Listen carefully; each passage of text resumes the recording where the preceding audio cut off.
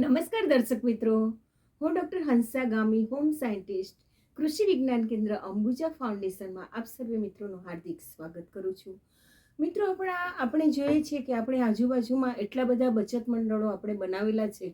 તો બચત મંડળોમાં ઘણીવાર આપણને એવો પ્રશ્ન થાય છે કે ખેતી પશુપાલન કરતા બહેનો તો એનો આખો સમય છે એમાં જતો રહે છે, પણ જે લોકો પાસે જમીન નથી અને જમીન વિહોણા બચત મંડળના બહેનો છે, તો એ લોકો માટે શું કરી શકાય? તો આજે હું વાત કરવાની છે કે 100% નેચરલ હોમમેડ ઇકો ફ્રેન્ડલી સાબુ આપણે કેવી રીતે બનાવી શકીએ અને નાના પાયે બનાવી અને આપણે એનું વેચાણ કઈ રીતે કરી શકીએ એના વિશેની વાત કરવી છે. મિત્રો, અત્યારે આપણે જોઈએ કે આ ઉનાળાની સિઝન છે અને ઘણા બધા લોકોને ચામડીના રોગો હોય છે. ખાસ કરીને આ કોંગ્રેસ ઘાસ છે એ પણ આપણે ખેતીવાડીવાળા બહેનો ઉપાડતા હોય છે, તો એને પણ ચામડીના રોગો થતા હોય છે. અને ખરજવું છે, ખસ છે, દાધર છે કે સીળસ છે, આ બધી બહુ ચામડીના રોગોની સમસ્યાઓ ઘણા બધા લોકો પાસેથી આપણે સાંભળીએ છીએ અને ઘણા બધા લોકોને આ સમસ્યા છે. તો મિત્રો, આ ઉનાળામાં એકદમ ઠંડક અને શીતળતા આપે તેવો સાબુ જો ઉપયોગ કરવામાં આવે તો કમસે કમ આપણે થોડીક રાહત તો અનુભવી શકીએ.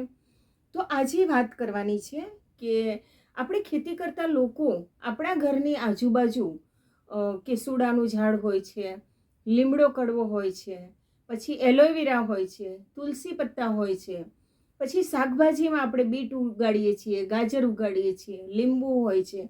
તો આ બધા જ પ્રકારની વનસ્પતિ કે શાકભાજી છે એમાંથી અલગ અલગ પ્રકારના સાબુ આપણે બનાવી શકીએ. તો મિત્રો, એ પણ કહું છું કે સાબુ બનાવવા માટે ફક્ત ખાલી 200 રૂપિયાનો આપણે ખર્ચો કરીએ તો 500 ગ્રામમાંથી 9 થી 10 સાબુ આપણે બનાવી શકીએ છીએ અને 6 મહિનાથી વધારે આ સાબુનો સંગ્રહ આપણે કરી શકીએ છીએ.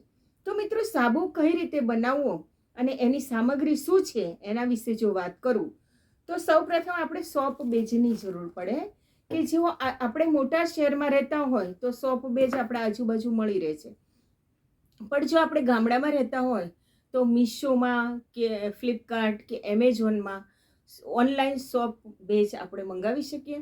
500 ગ્રામ સોપ બેઝની કિંમત ₹90 થી માંડી અને 150 સુધીની છે. ઘણી જગ્યાએ 1 કિલોગ્રામ સોપ બેઝ મંગાવો તો એ પણ 100 થી 150 રૂપિયામાં મળી જતો હોય છે. એટલે બરાબર ચેક કરી સોપ બેઝ મંગાવો 500 ગ્રામ. અને મિત્રો, મોલ્ડ 10 સાબુ, 8 થી 9 અથવા 10 સાબુ જેવી શેપનું આપણે મોલ્ડ હોય એટલા સાબુ આપણે બનાવી શકીએ. અત્યારે બજારમાં આપણે લેવા જઈએ તો ઓછામાં ઓછી કિંમતની હું વાત કરું તો લગભગ 40 થી શરૂઆત થાય છે આપણે સાબુની, બરાબર, અને એ પણ 50 ગ્રામનો હોય છે, બરાબર. તો આપણે ઘરે બેઠા આપણે મસ્ત મજાનો સાબુ છે એ બનાવી શકીએ. ફક્ત આપણને 25 રૂપિયા કે 30 રૂપિયામાં વેચીએ તો પણ આપણને આ સાબુ છે એ પોસાય એમ છે. અને એનું પેકેજિંગ, ચાર્જિંગ ને બધું નાખીએ તો લગભગ આપણે 50 ગ્રામ સાબુના 50 રૂપિયા સુધીની કિંમત છે એ લઈ શકીએ. એટલે મતલબ આ બહુ વધારે મહેનત નથી, પછી વેચાય ન તો આ થોડા દિવસ પડ્યા રહે તો પણ એને બહુ વાંધો નથી આવતો.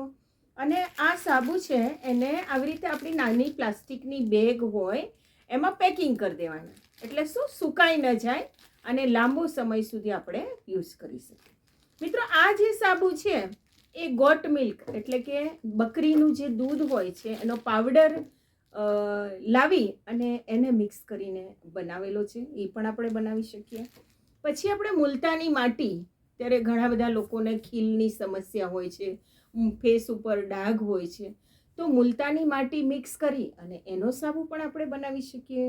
આ જો બીટનો સાબુ, આપણું જે બીટ છે 250 ગ્રામનું જે મેં માપ આપ્યું છે એને છોલી પીસી અને એનો જ્યુસ તૈયાર કરી અને એ આપણા સોપ બેઝમાં આપણે નાખીએ એટલે આવો મસ્ત મજાનો બીટ કલરનો સાબુ બનાવી શકીએ. મિત્રો, આ સાબુ છે એ મેં લીમડા અને તુલસીનો બનાવેલો છે કે કોઈ પણ સ્કિનના રોગો હોય એના માટે આ સાબુ છે એકદમ બેસ્ટ છે. ક્યાંય તમને ખંજવાળ નહીં આવે અને એકદમ શીતળતા પ્રદાન કરશે. ત્યારબાદ આ ચારકોલનો સાબુ છે. ચારકોલ પાવડર એમાંથી પણ આપણે સાબુ બનાવી શકીએ. અને મિત્રો અત્યારે આપણે વાત કરું તો ઘણા બધા લોકો ગામડાઓમાં કે શહેરોમાં ફેસ વોશનો ઉપયોગ કરતા હોય છે, બરાબર. તો એ ફેસ વોશમાં પણ કેમિકલ નાખવામાં આવે છે, તો જ એ લાંબો સમય સુધી રહે છે. પેરાબેન ફ્રી એ અમુક જ ફેસ વોશ હોય છે. તો મિત્રો આપણે ગામડામાં રહેવાવાળા લોકો અને ખાસ કરીને સૌંદર્યનું મહત્ત્વ દરેક લોકોને હોય છે, તો આપણે આ 100% નેચરલ સાબુ ઘરે બનાવી અને કેવી રીતે વધારેમાં વધારે લોકો સુધી પહોંચીએ અને લોકોની સ્કિનને ખરાબ થતાં અટકાવીએ. કારણ કે ઘણી બધી પ્રકારના અલગ અલગ ફેસ વોશ, અલગ અલગ સાબુ કેમિકલ નાખીને બનાવવામાં આવતા હોય છે, જે ખરેખર આપણે સ્કિન સુધારવા માટે લેતા હોય છે, પણ આપણી સ્કિન એનાથી ખરાબ થતી હોય છે. તો મિત્રો આ જે સોપ બેઝ છે એ કોકોનટ અને ગ્લિસરીન નાખી અને બનાવવામાં આવે છે. અને એમાં પછી આપણે ઓલિવ ઓઇલ, આલમંડ ઓઇલ હોય એના ટીપા નાખવા હોય, વિટામિન ઈની કેપ્સ્યુલ નાખવી હોય, એ બધી જ વસ્તુ નેચરલ વસ્તુ નાખી અને આપણે મસ્ત મજાનો સાબુ છે એ બનાવી શકીએ છીએ. અને આવી રીતે નાના નાના બચત મંડળો છે કે એક ગામમાં એક બચત મંડળ આવું સરસ મજાનું કામ કરી અને પોતાનો નાનો ગૃહ ઉદ્યોગ કરી શકે છે.